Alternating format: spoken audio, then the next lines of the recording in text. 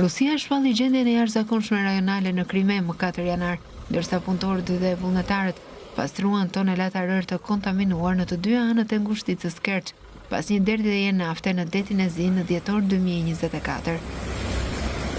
Я думаю, это колоссальная проблема сейчас на данный момент всей России. Mendoj se është një problem kolosal në këtë moment, jo vetëm për Krimen, por për të gjithë Rusin. E gjithë Rusia duhet ta ndihmojë Kerçin, Jaltën, Anapën. Anapë.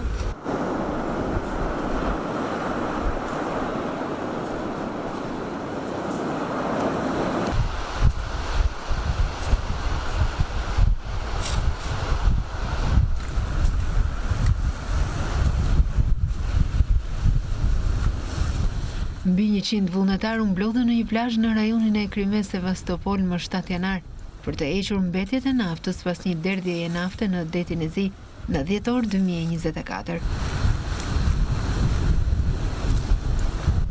Presidenti rus Vladimir Putin tha më 9 janar se duhej bërë më shumë për të pastruar një derdhje nafte në detin e Zi, duke thënë se përpjekjet e deritanishme dukej të ishin të pamjaftueshme për të marrë me katastrofën ekologjike.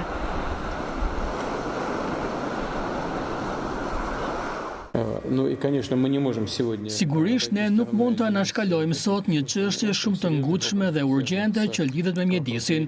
Këtu nënkuptoj trajtimin e pasojeve të rrëzimit të 2 cisternave të naftës në detin e Zi dhe derdhjes së produkteve të naftës. Një anije me flamur të Çiprës u përplas me një skel në Marina di Massa, duke shkaktuar shembjen e saj pjesërisht, tha roja bregdetare italiane më 29 janar 2025. Me zyrtarëve rajonal, ka patur shqetësime për dëmet e pësuara nga skela Ikon, e cila është një pikë referimi e rëndësishme në qytetin bregdetar Massa.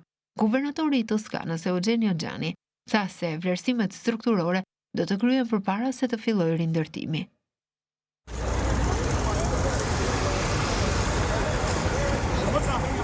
Të paktën 60 persona humbën jetën dhe të tjerë u plagosën në Nigerin Veriore më 18 janar, kur një kamion cistern me benzinë u përmbys, duke derdhur karburant, tha Korpusi Federal i Sigurisë Rrugore.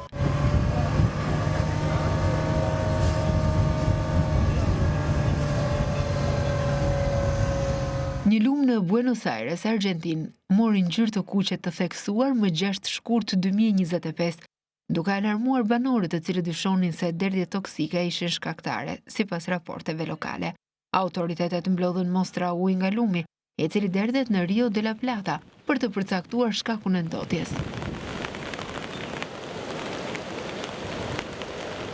Një urdhër ekzekutiv për të rikthyer pipzat plastike ishte pjesë e një dobësimi më të gjerë të angazhimeve mjedisore nga presidenti i Shteteve të Bashkuara të Amerikës Donald Trump, i cili në një nga lëvizjet e para të mandatit të tij të dytë, hoqi Shtetet e Bashkuara nga marrëveshja e Parisit për klimën për herë të dytë. Urdhri i pengon përpjekjet e pastrimit në Indonezi, ku të paktën 3.2 milion ton mbetje plastike të pamenaxhuara prodhohen çdo vit në vendin e Azisë Juglindore, sipas vlerësimeve të programit të mjedisit të Kombeve të Bashkuara. Pamjet e regjistruara më 10 mars treguan zjarr dhe tym që dilte nga një përplasje mes një cisterne nafte dhe një anije e mallrash në brigjet verilindore të Anglisë. Cisterna në fjalë, e cila po transportonte karburant avioni për ushtrinë amerikane, ishte ankoruar kur u godit, duke shkaktuar zjarre dhe shpërthime të mëdha, duke lëshuar karburant në det dhe duke paraqitur potencialisht një rrezik për jetën e egër.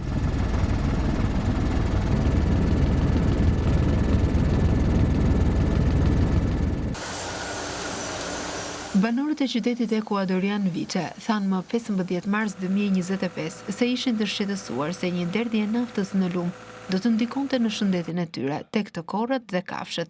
Derdhja e shkaktuar nga një tubacion i dëmtuar në sistemin ekuadorian të naftësjellësit ndodhi rënd lumin Viche në provincën veriperëndimore të Esmeraldas.